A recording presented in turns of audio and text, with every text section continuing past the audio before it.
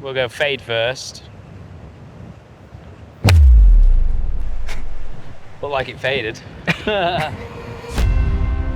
Having strong control can be the difference maker between putting for birdie and scrambling for par.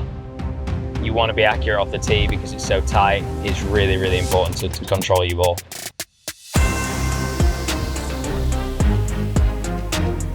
Like a pro. Just using the data to the best of our ability and trying to get as much out of it as we can and learn more input from the data in order to get better.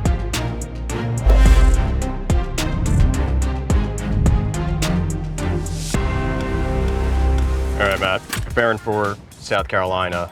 I know this tournament's a special one for you. What do you think or feel are the keys to success here? Yeah, it's such a tight, fiddly golf course. You've got to be really, really good with your approach play. If your approach play's on, then you're going to have a good week. There's a lot of trees in the way, even in the middle of the fairway, so probably a bit of shot shaping as well to control your ball, I think is always a good thing.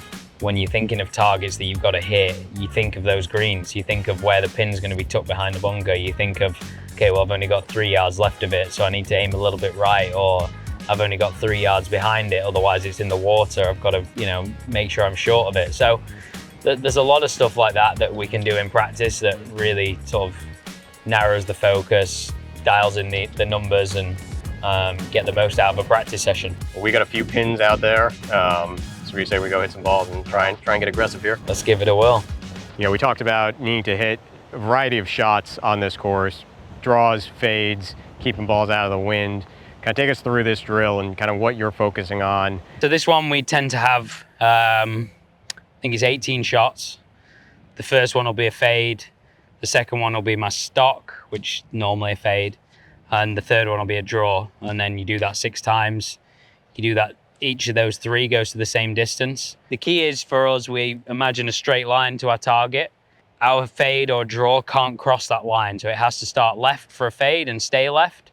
And for a draw, it has to start right and stay right. Yeah, on a day like today when it's windy, a little bit harder to do, obviously, but yeah, we'll give it a go. So we'll go fade first.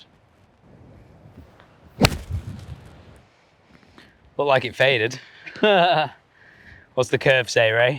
9.6 right. Yeah, so the 9.6 right there, it says it's moved effectively 10 yards left to right. So from that's where it started and then obviously finished. Rather than hit my stock for this purpose, I'll just go straight into the draw and we'll see how that looks.